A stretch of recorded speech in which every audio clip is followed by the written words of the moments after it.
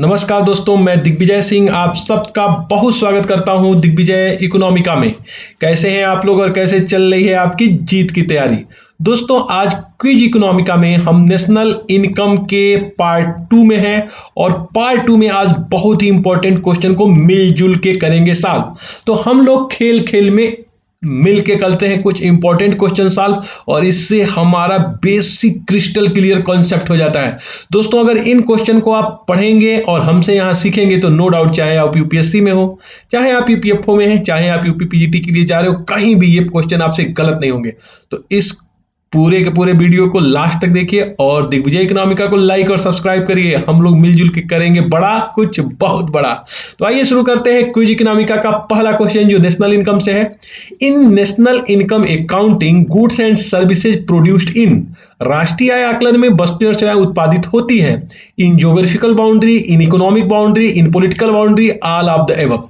देखिए, क्वेश्चन बहुत ही टेक्निकल है, बड़ी मजेदार है और ये कॉन्सेप्ट बेसिक लोगों को क्लियर नहीं है।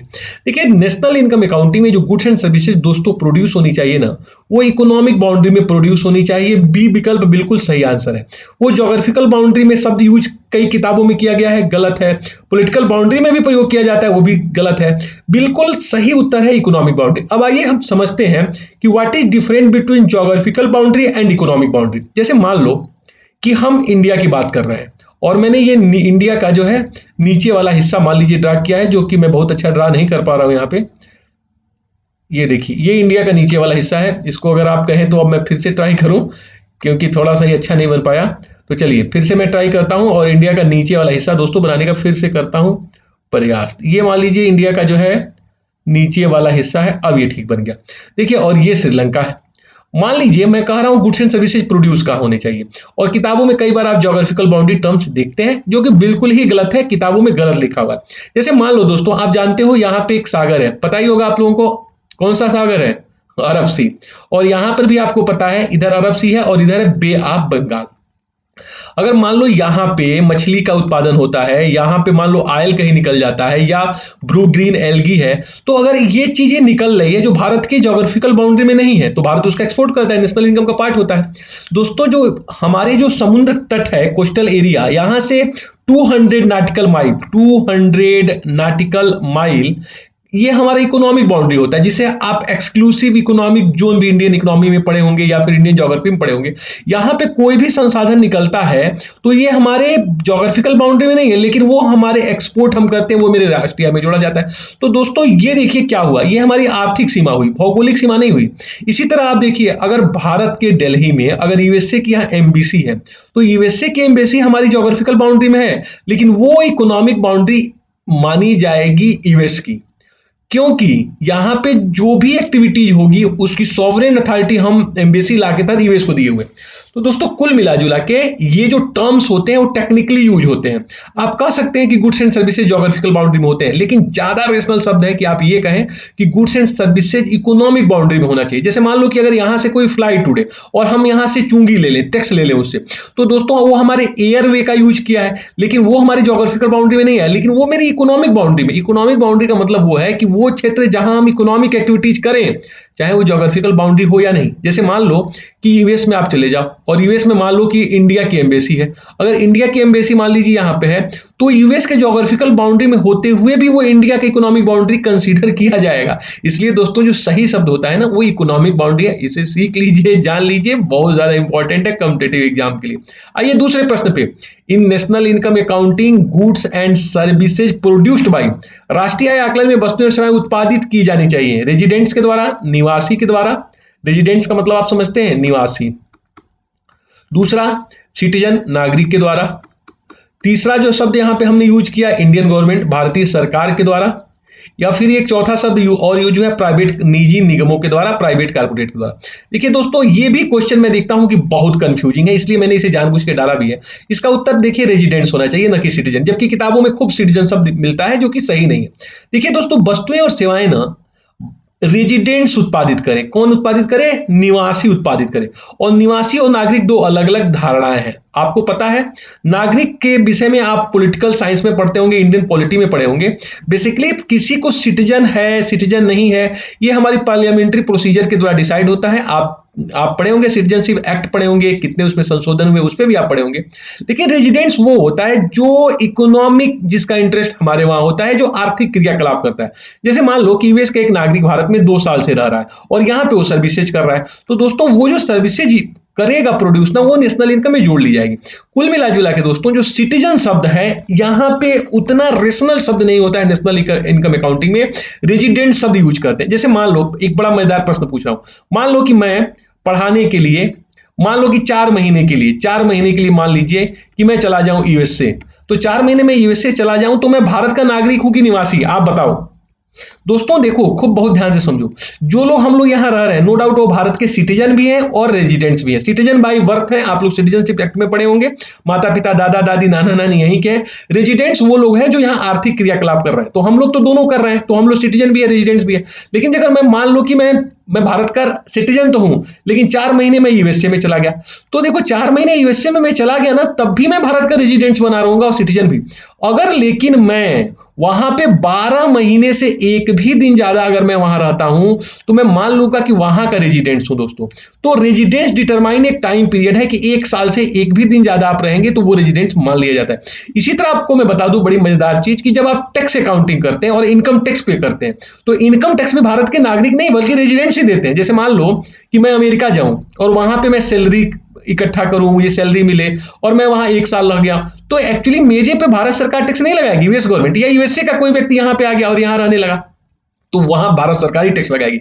इसका मतलब टैक्स के दृष्टि से भी रेजिडेंट्स होता है, और जो है यहाँ पे नेशनल इनकम अकाउंटिंग में भी गुड्स एंड सर्विसेज का प्रोडक्शन ज्यादा टेक्निकल शब्द रेजिडेंट है। तो सिटीजन शब्द यहां भी देखिए लोग खूब लिखे हैं किताबों में, यहां पे भी इकोनॉमिक बाउंड्री गलत है, वो बिल्कुल सही मानिए, यहां रेजिडेंट शब्द यूज करिए।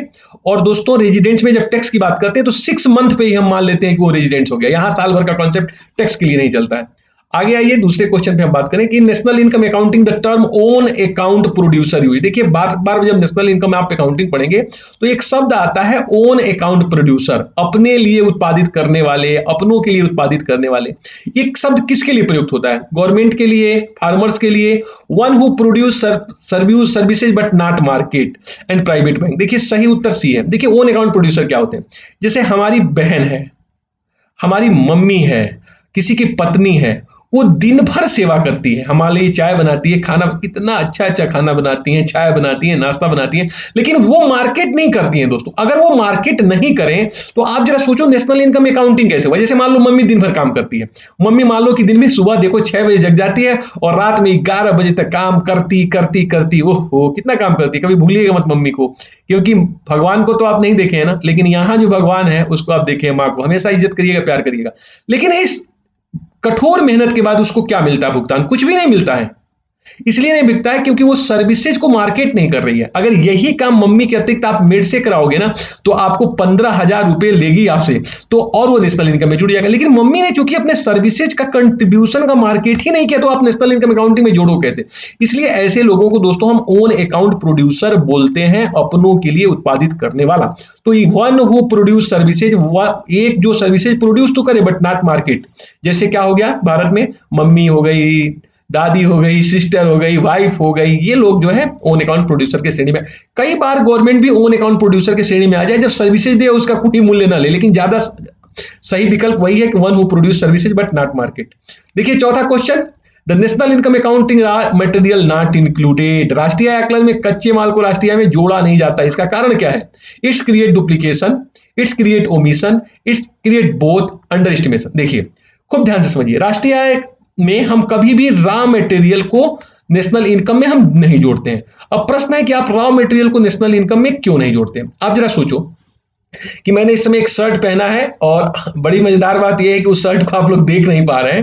मैंने एक शर्ट पहना है, और बड़ा बहुत ध्यान से सुनिएगा, ये शर्ट एक्चुअली बना हुआ है कॉटन से, और ये कॉटन से फिर क्या बन गया है? ये शर्ट बन गया जिसे मैंने पहना है। कॉटन मान लीजिए 1,000 रुपये का था, और प्लस मैंने ये शर्ट जो है फिनिक्स से खरीदा है 2,000 रुपये का। तो अब जरा देखिए, नेशनल इनकम में अगर गुड्स है और सर्विसेज है तो कॉटन भी नेशनल इनकम में है और शर्ट भी नेशनल इनकम बना। तो नेशनल इनकम आप कह सकते हो दोस्तों 2,000 और प्लस 1,000, तो कितना हो गया? 3,000। इसका मतलब 3,000 नेशनल। देखिए क्वेश्चन ये बहुत सही है। 3,000 नेशनल इनकम नहीं होगी, सिर्फ 2,000 नेशनल इनकम होगी। ये जो फाइनल शर्ट हम यूज कर रहे हैं यही राष्ट्रीय आय में जोड़ा जाएगा। बाकी जो ये कॉटन है, जो रॉ मटेरियल है, ये नेशनल इनकम में नहीं जोड़ा जाएगा। क्यों नहीं जोड़ा जाएगा? क्योंकि देखो, इस कॉटन से जब हम शर्ट बनाए ना, तो इस शर्ट के प्राइस में कॉटन जुड़ा हुआ है। अगर इस कॉटन को भी जोड़ के हम 3,000 बोल दें दोस्तों, तो इसमें जो है एक्चुअली 2,000 में कॉटन जुड़ा हुआ है, तो डुप्लीकेसी हो जाएगी और ओवर एस्टिमेशन हो जाएगा। तो कभी भी राष्ट्रीय आय में आप देखेंगे दोस्तों कि हम रॉ मटेरियल को नहीं जोड़ते हैं। रॉ मटेरियल को हम जो है रॉ मटेरियल को नहीं जोड़ते हैं, बल्कि हम क्या जोड़ते हैं? सिर्फ फाइनल गुड्स को जोड़ते हैं। फाइनल गुड्स को इसलिए हम राष्ट्रीय आय में जोड़ते हैं क्योंकि ये रॉ मटेरियल इसमें जुड़ा होता है। अगर हम इससे भी जोड़ लें रॉ मटेरियल को भी और फाइनल को, तो क्या हो जाएगा? ओवर एस्टिमेशन हो जाएगा। ओवर एस्टिमेशन हो जाएगा, ज्यादा राष्ट्रीय आय हो जाएगा, या फिर आप कहिए इसको हम कहते हैं प्रॉब्लम ऑफ डुप्लीकेसी, डुप्लीकेशन हो जाएगा। इसीलिए हम राष्ट्रीय आय में कभी भी कच्चे माल को नहीं जोड़ते हैं। सिर्फ जो है हम फाइनल वस्तु जिसे हम यूज कर रहे हैं उसी को राष्ट्रीय आय में जोड़ते हैं। तो दोस्तों ये रहा कुछ क्वेश्चन जिसमें बहुत ही टेक्निकल बातों का हमने किया है डिस्कशन, और आपने इसको सुना। बहुत बहुत धन्यवाद दोस्तों। हिम्मत मत हारिएगा, चलते रहिएगा, चलते रहिएगा। बस समय का रिस्पेक्ट करिए, समय आपको बहुत रिस्पेक्ट करेगा। समय को आप जाए मत जाने दीजिएगा। अगर आप समय को रिस्पेक्ट नहीं करेंगे ना, तो समय आपका बिल्कुल रिस्पेक्ट नहीं करेगा। और एक चीज मैं बता दूं, मैं बार बार देखता हूं, मेरे ऑफिस का जो प्यून है ना, वो सबसे ज्यादा काम करता है दोस्तों, सबसे ज्यादा। जब मैं सुबह जाता हूं ऑफिस 10 बजे, तो मैं देखता हूं वो 10 बजे से लेके 6 बजे तक कंटिन्यूअस काम करता रहता है। उसको देख के मुझे बहुत तरस आती है। सैलरी मिलती है 15,000 रुपए, और हमारे जो ऑफिस के डायरेक्टर है ना, उनको सैलरी मिलती है 2.5 लाख, 2.5 लाख रुपए। दोस्तों जरा सोचो, डायरेक्टर 2.5 लाख पा रहा है और सिर्फ 20 साइन करता है दिन भर में, सिग्नेचर करता है, और ये जो है दिन भर मेहनत करके 15,000। क्यों? मेहनत से क्या मिला? मेहनत से बहुत कुछ मिलता है, लेकिन तब पछताए क्या हो जब चिड़िया चुग गई खेत। जब काम करना था तब तो आपने फेसबुक पे और मैसेंजर पे टाइम व्यक्त किया। अब जब काम करना है तो काम भी करोगे, रिटर्न्स भी नहीं मिलेगा। इसलिए देखो, काम करने से बेनिफिट तो है, लेकिन काम करने से हमेशा बेनिफिट नहीं है दोस्तों। ये जो टाइम आपका चल रहा है ना, this is golden child. Don't miss the time, don't waste the time. Do something special, कुछ अच्छा करो, कुछ बड़ा करो, कुछ करके दिखाओ, कुछ बन के दिखाओ। Thank you so much for watching Digvijay economy का। God bless you dear friends.